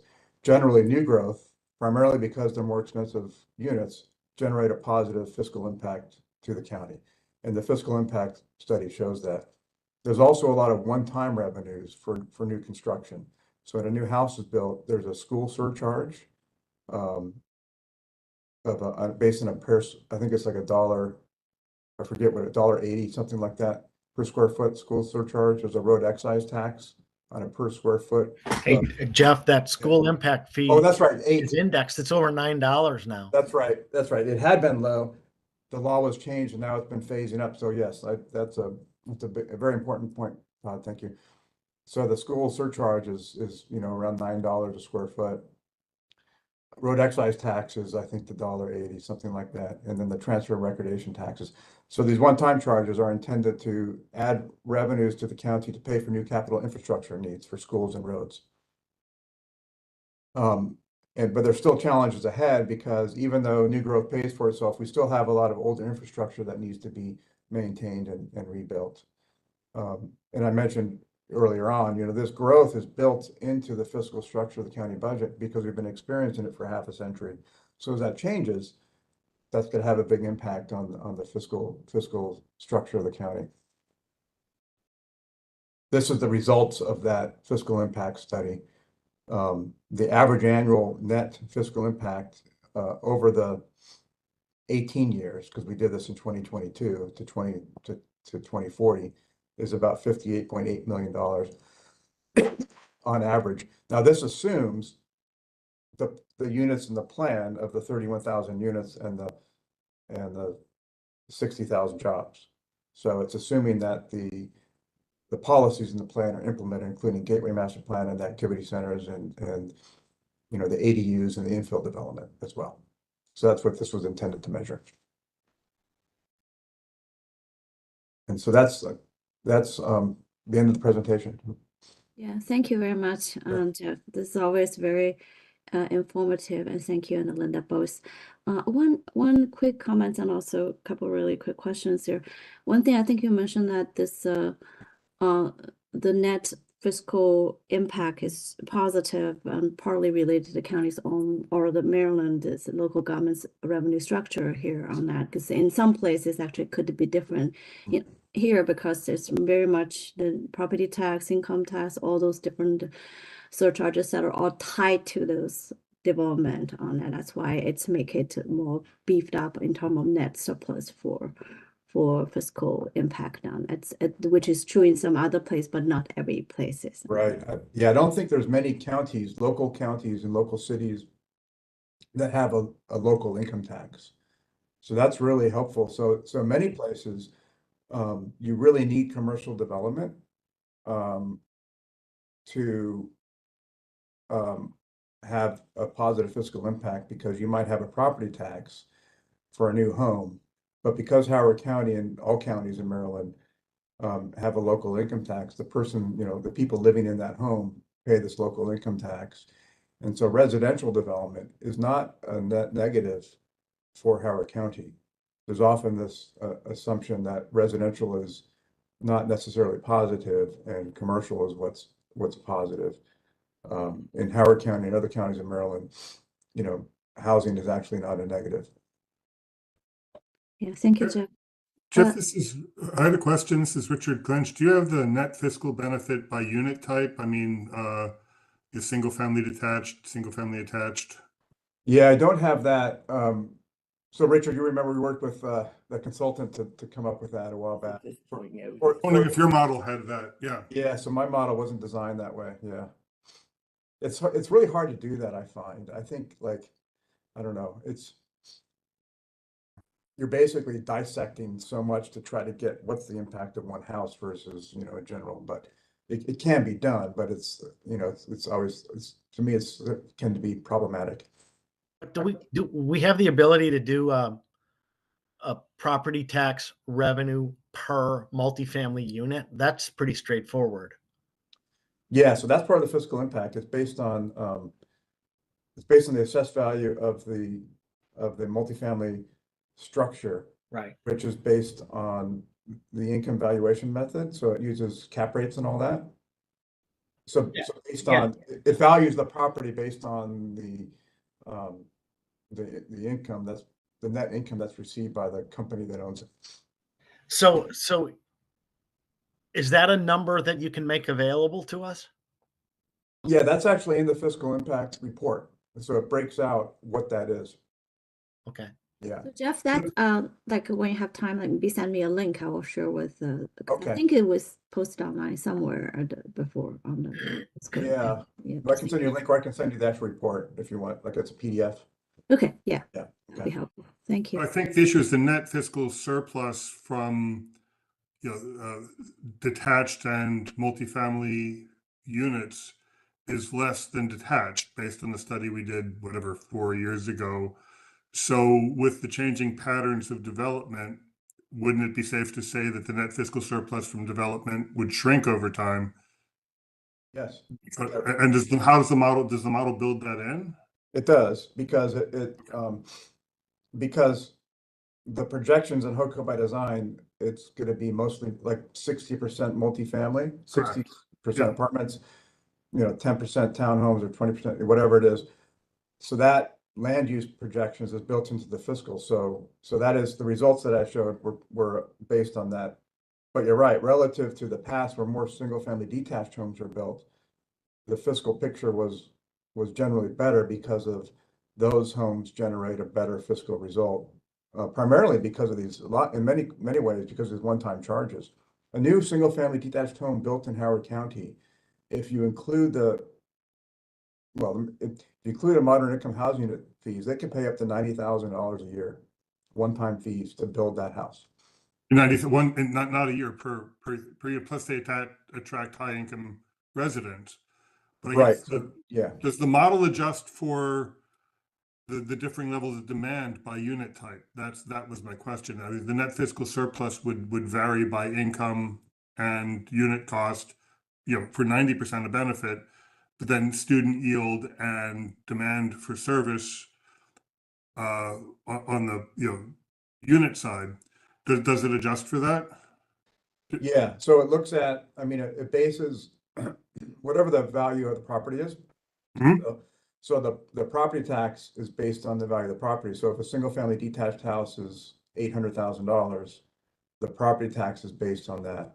And then the income tax is based on what income is required to be able to purchase an $800,000 house. So it is all based on property values. Well, I know on the benefit side, but on the cost side, how does it adjust? Cost for side, different- it does look, so the costs for a single family detached are also higher than an apartment generally, because you have more children in that home on average. So the average, for example, it could be 3.2 people living in a single family detached house on average, where it might be 1.9 average persons per household in an apartment.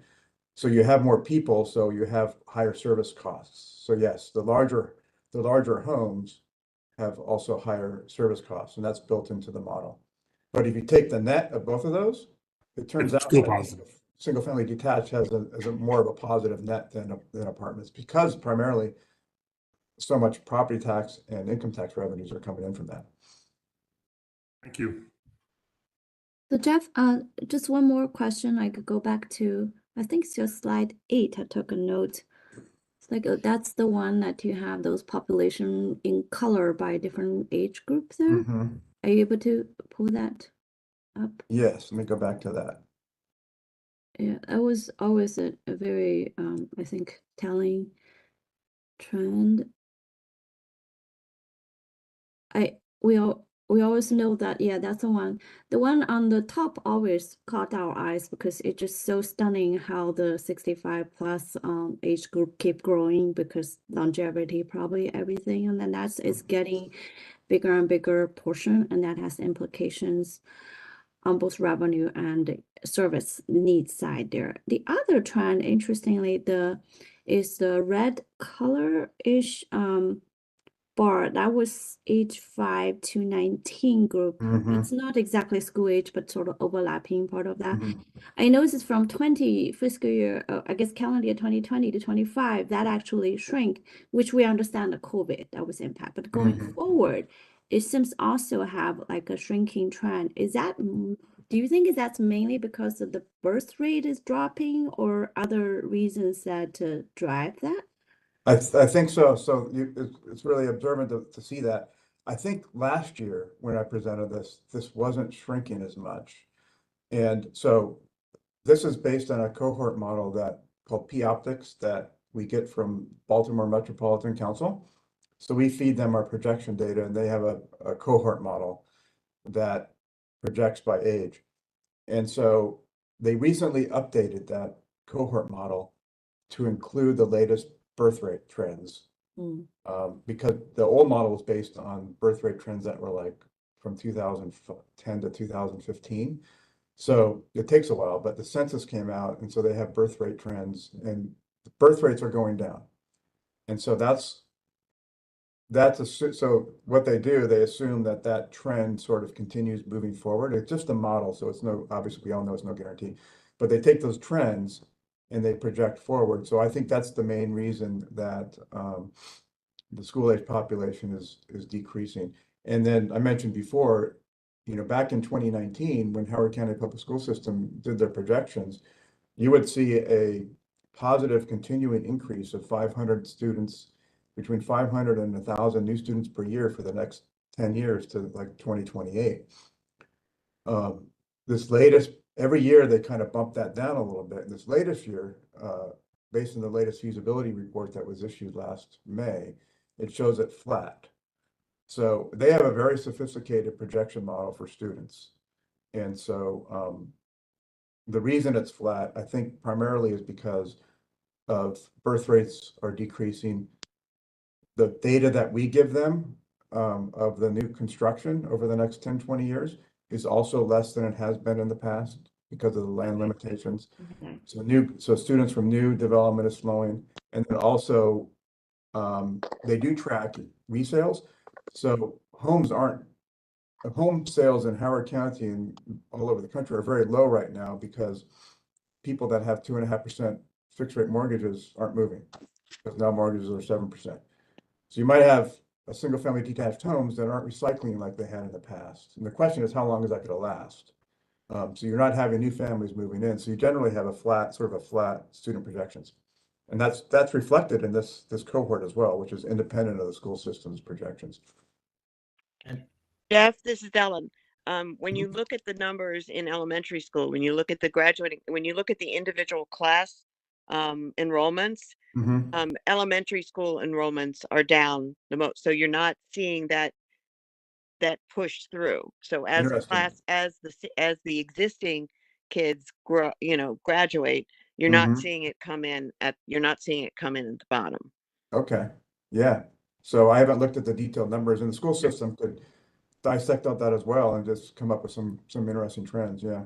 Well, there's also another scissors effect. I'm sure the committee members that can think back to 1920, 21 when we had presentations from Dr. Martirano where enrollment. It was still 2020. We weren't in 1920. Yeah, correct. Well, we had enrollments that dipped a little bit during COVID, and he was confident they were going to come back. But what's interesting is, I guess it was in AFFO that we had this data that the capture rate of eligible students coming into the public schools in Howard County used to be 96%. And now it's down more like to 92 or 93%. So there's fewer kids and we're getting a lesser percentage of them. So that I'm sure that has an impact as well. Yeah, lifestyle changes. There were decisions made during COVID that people are keeping to, which is to look at alternatives to public education. Jeff, I have a question. I just wanted to get in one before you move on. Great presentation. You talk a lot about the need for housing in the county, and also the job forecast for professional jobs. One thing we talk about is the path to ownership, and a lot of the new housing being proposed, and that was alluded to earlier in the presentation, is it's mostly rental housing. And if the county wants to maintain these professional jobs, the next step for professionals is ownership in the community, and that's what makes a stronger community and makes it less transient. Does the county look at that and try to encourage development that provides a possibility of ownership, or is it just concerned with really providing housing and maintaining professional jobs? I think all that's very important. I mean, the county definitely wants the diversity of housing type for sure. That's always good to have, all types of housing types, single family, detached, attached, and apartments. The challenge, of course, is the land availability, and also there is an affordable housing challenge in Howard County. So it's really important to provide affordable housing. Yeah, so there's pressures from all those sides, Does the county anticipate that, so you've got these, kind of younger professionals that you want to embed in the community and take ownership, but if there's not that ability, how does the county view that? Do they view that as just, okay, that just happens, or are they aware that they could be losing kind of that, I guess, highly skilled professional community that kind of creates the community? Or, it's a lot to think about on a higher level, but I don't know if that's something that's even considered.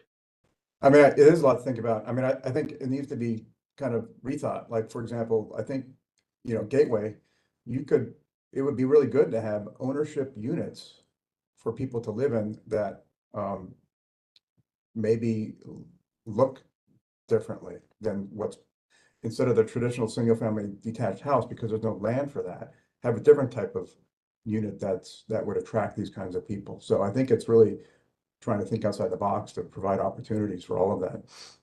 Okay, thanks. But it's still if I could add to that, this is Brian.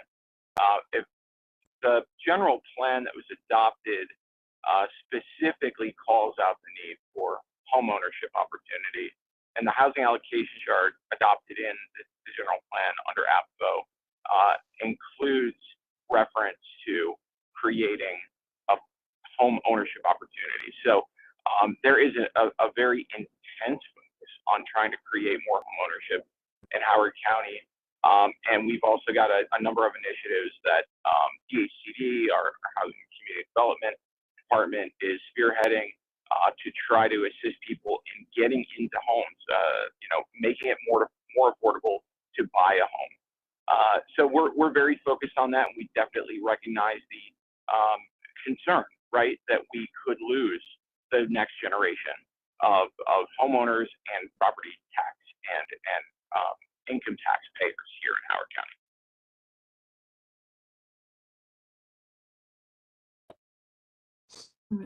Thank you all very much.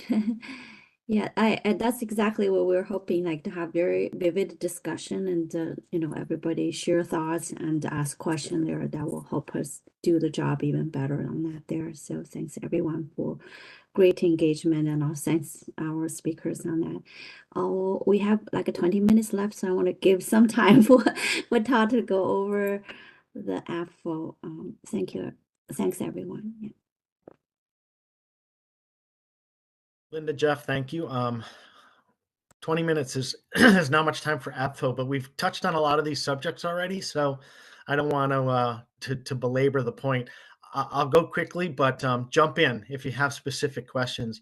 There's a lot of layers in this that we're going to just gloss over. But so first of all, just what is AFFO? It's the Adequate Public Facilities Ordinance, and it's specifically designed to pace development within the master plan. So if the master plan is anticipating, for instance, 1,500 units a year, then AFFO is supposed to pace the development to enable the county, give it the time to make decisions to deliver public facilities to support that growth anticipated in the master plan.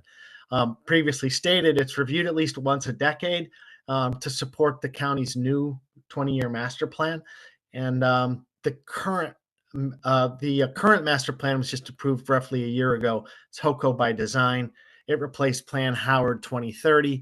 And as a reference point, both of those master plans contemplated adding roughly 1,500 units per year. I think there's some modest differences between them, but that continues. So next slide. So we're operating still under the current AFFO, which is basically since 2018. And even though we do have a new master plan, we don't have a new AFFO yet. But it's a three-pronged test: roads, housing allocations, as Jeff mentioned, by region, and then finally schools adequacy. We'll go through these briefly, each of these three. So next slide. They're probably in the wrong order because of what was mentioned earlier, that you really do allocations first and then roads and then schools. But from a practical standpoint, roads go first in the sense that there's an evaluation of whether the roads and intersections in the vicinity of the new development are functioning properly. Intersections within the county get a grade basically, and it's either an A, B, C, D, pass fail kind of system. If the new development adds a certain number of new incremental trips that would cause intersections to be degraded or fail, then the developer is expected to either pay for the improvements and make the improvements, or pay into a fund that would provide the county capital to make the improvements. And there's a kind of a materiality check on that. So if a new development is 10 units, for instance, and it causes an intersection to fail because of it's generating 20 trips on 1,000 trip intersection, obviously that developer is not expected to make the improvements because of his 20 trips, but he does have to make payments into the system that allows the county to make improvements when the county deems it necessary to do so.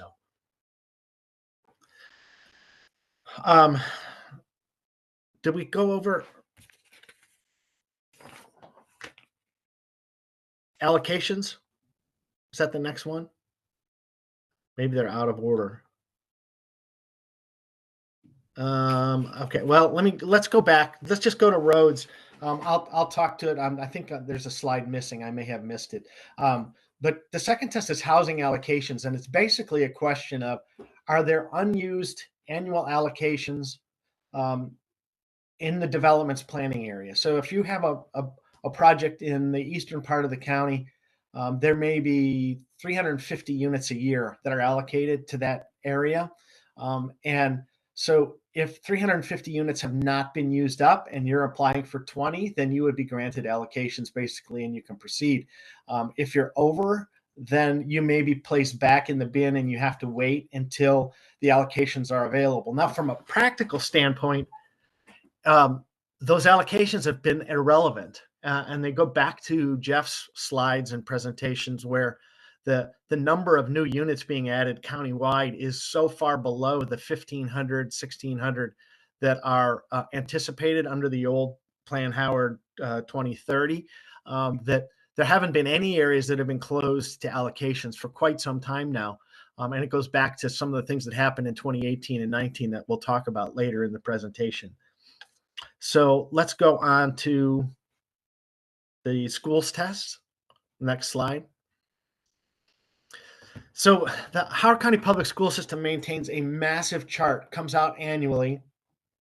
It grades each school within the system. There are 78 schools in the system, and it maintains a capacity utilization rate for each one of those schools. As of 2018, those rates are for elementary schools 105% of capacity. There's also a secondary grade for elementary schools in the region. So it might be 3 or 4 schools surrounding that one elementary school that your project is slated to go into. That also has to pass. That's also 105% for that region. In the middle schools, it's 110% of capacity. And then the high schools is 115% of capacity. So next slide. We'll talk a little bit about what is capacity, but that'll come shortly. So for example, and these are not necessarily reflective of the current charts, but if you're doing a project that slots into Ilchester Elementary, Ellicott Mills Middle School, and Howard High School, you'd look up those 3 schools and the elementary region to see if you're below the threshold. So if you're under 105% for your elementary school, that's open. If you're under 105 for the region, that's open. If you're under 110 at Ellicott Mills, that's open. And if you're under 115 at Howard, that would be open. So if all 4 tests are passed, the development can proceed, and you don't get held up by AFFO. Okay, next slide. So at present, there's 78 schools in Howard County, as I talked about. Right now, there are 18 elementary schools closed, 6 middle schools closed. All of the high schools now are open, and they will be probably indefinitely for 10, 15, 20 years because of the addition of the new high school. That took all the pressure off some of the high schools when the new high school is now being fully populated. That's taken the pressure off the other schools. So even though that was added in 2018, that 115% for high schools, it's no longer a factor in passing your tests because of the new school. If a development fails any one of those 4 levels, though, elementary, middle, elementary, regional elementary, middle, or high school, it goes back into the waiting bin and it's retested annually. And on the 5th test, pass or fail, the project can proceed. So it's up to a 5-year delay depending on when the first test is taken. If you take the first test on July 4th of a year, you don't test again until the next July 1st, basically. If you take the test on June 30th of one year, you take the next test the next day, basically, and then you'd end up with a 4-year delay. Next slide.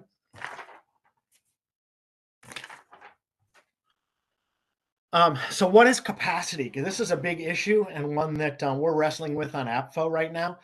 The state rates every school and to determine its capacity, and that's called state rated capacity. But each jurisdiction can choose to calculate its own local rated capacity. And in fact, as long as it's more restrictive, the local rated capacity may be a lower number than the state. So the state rated capacity may come in at 500, for example, for an elementary school. The local calculation might be 470. Howard County Public Schools would use the 470 capacity. And we're generally lower than the state rated capacity on our individual schools. So for example, if I use just an example school and it's a made up school, Battle Creek Elementary might have a local rated capacity of 400 students. If 420 are enrolled, it's at 105% of capacity, which is just 420 divided by 400. Then it would be listed as closed. If the state rated capacity is 420, it's at 100% of capacity because 420 are enrolled. 420 is the capacity, and it's at 100%, and then it would be called open. So one of our committee members did a little interesting study one afternoon in his free time, and he determined that if Howard County used the state-rated capacity of the 18 closed elementary schools, 14 of them would be open. So it's an interesting comparison of, are we using local rated capacity versus state rated capacity, and is that the appropriate number for AFFO going forward? Next slide. The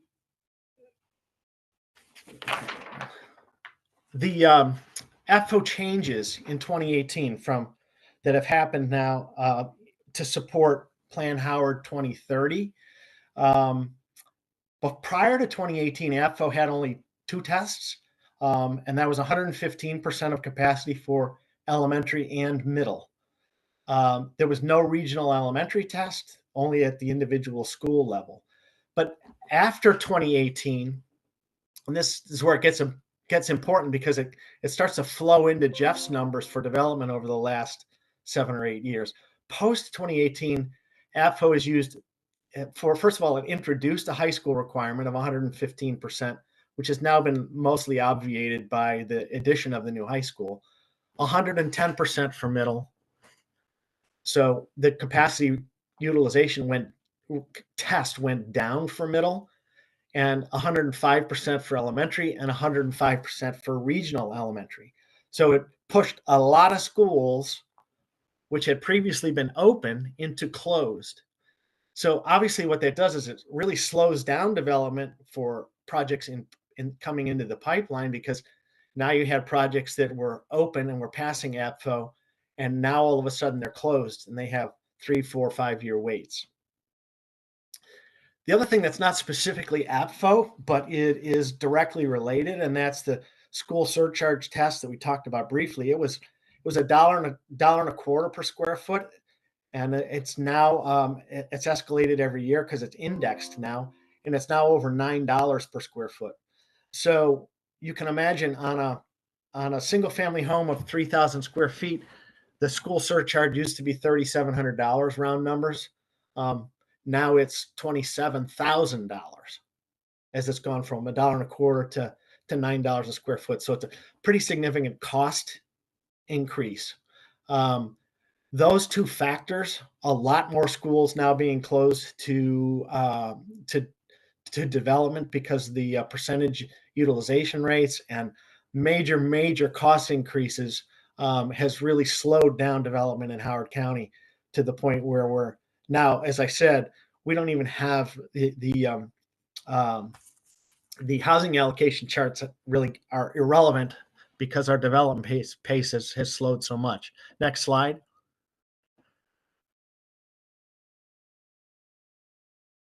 One more.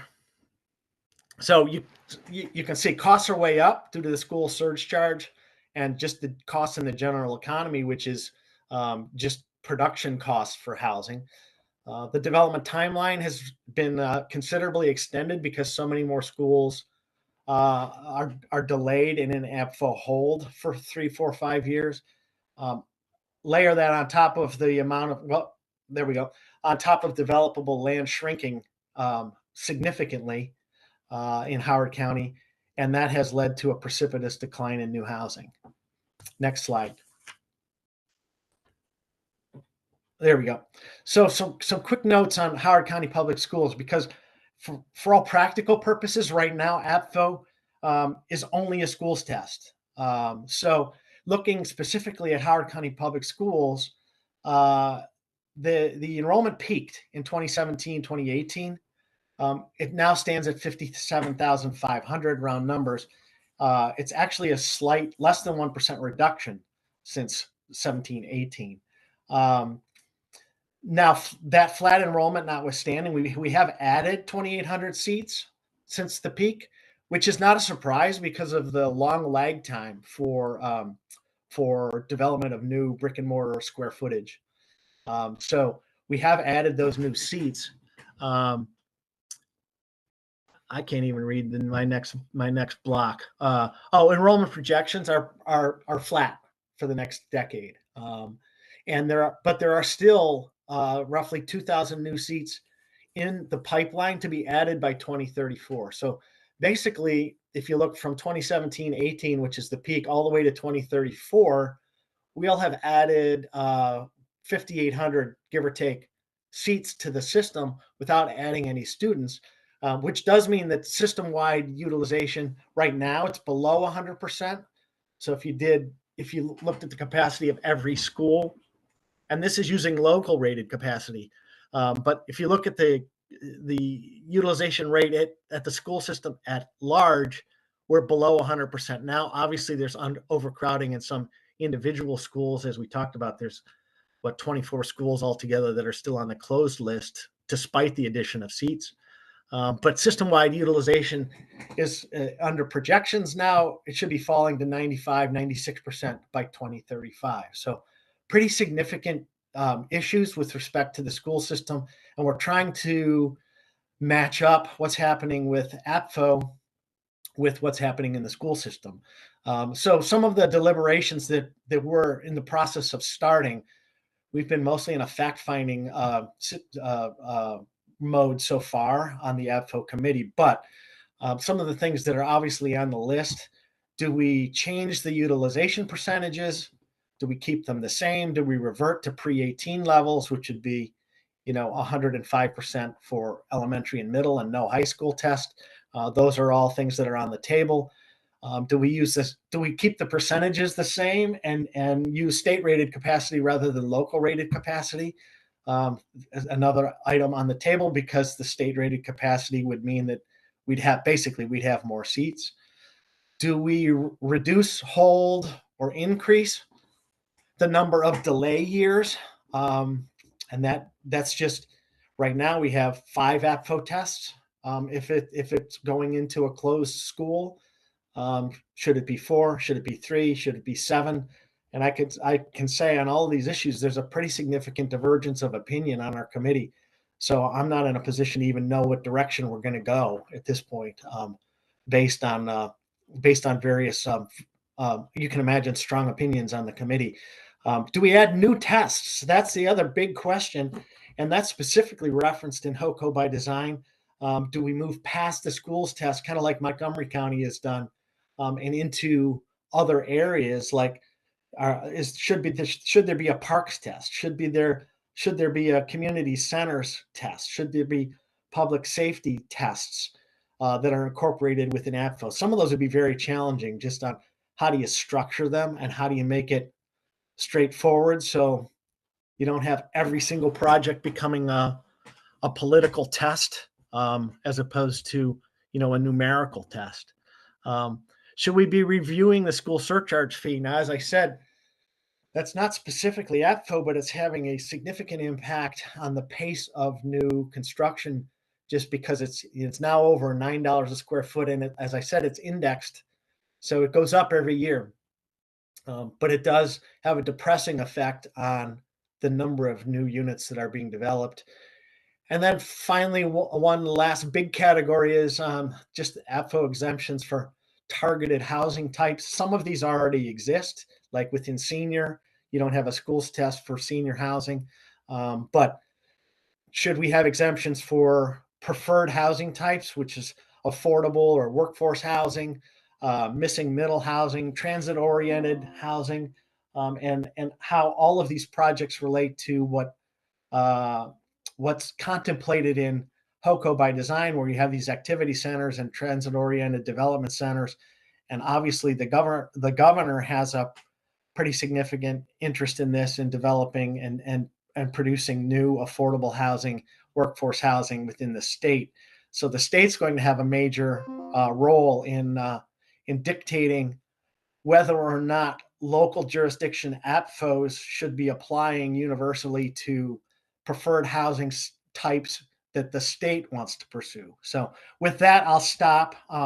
that's a lot of information very quickly, and there's a lot of layers below each one of these things. But it's probably a good overview, and we're at 9:01 right now. Yeah, thank you very much, Todd. I'm sorry, like we're running a little bit time, but I think this is really great information. Let's entertain a couple questions. I see Brian raised his hand. Brian, do you want to go ahead? Good morning, everyone. So thank you for the presentation. I'm not sure, I'm looking at our enrollment data, and we've got it peaking, just before COVID. So I'm not sure where the peak in 2018 that you're referring to, where that data is coming from. But it would be good to maybe level set there. I also just want to point out, as I did last week, as we talk about the difference between local capacity and state capacity, state capacity is based on much higher class sizes than we have in Howard County. As I'm sure everyone here is aware, there was a robust conversation in our community last year around third grade strings and elementary gifted and talented. Those programs all take space. If we want to have, third grade strings, that is not included in what the state would consider capacity, but it's included in what our community considers a robust educational, platform opportunity for their students. And so just important to remember that, what the state is looking at is a very kind of vanilla, making sure you've got enough classrooms to put each kid, each student in, but does not account for any of the additional programming or enhancements that we in Howard County are lucky enough to be able to provide. Yeah, it's a really good point, and it goes back some number of years, so it's not like it's a brand new thing. But a couple things for the committee just to know that when a school goes from open to closed, meaning its enrollment goes over the number that would enable it to fit, the schools basically have, as one of our committee members on AFFO has pointed out, three choices. It can pursue a brick and mortar expansion, which does increase the capacity of the school. It can redistrict, which, as you can imagine, can be extremely contentious and difficult, which would move students from one school to another, where there's capacity available in the other district, which might make the school that's closed actually open. And the other possibility is just to manage the number of students in a school without doing either one of those two things immediately.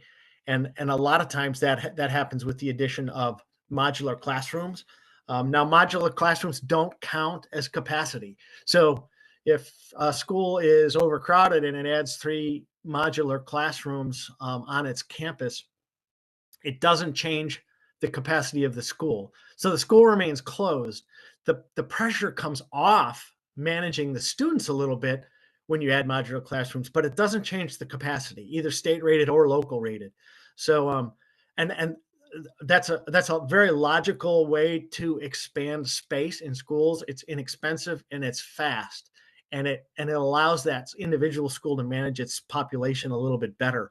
But it doesn't change capacity, so it doesn't change the AFFO charts, so it doesn't make it any faster for developments to proceed. So the only two ways from a practical standpoint that the utilization capacity gets changed is moving students from open school or from closed schools to open, or adding brick and mortar.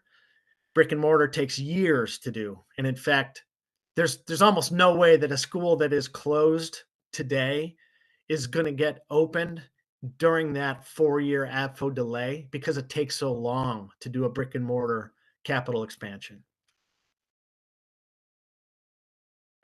Thanks a lot, both of you, for the very important additional information discussion. Thank you. I think I don't see any other hands raised here. So with that, let's wrap it up. I think that if people have additional thoughts on that, we have more meetings down the road. I'm sure we can continue discussion, but thanks everyone for joining in, ask great question, and obviously a lot of thanks to our speakers for giving out great information today. And next meeting will also be important. We would have two major presentations. The first one will be led by school superintendent with his team about the proposed budget from the school perspective, and then followed by a business channel discussion that's hosted by EDA and also Chamber of Commerce. So that will be another two very important topics to touch on. Thanks, everyone.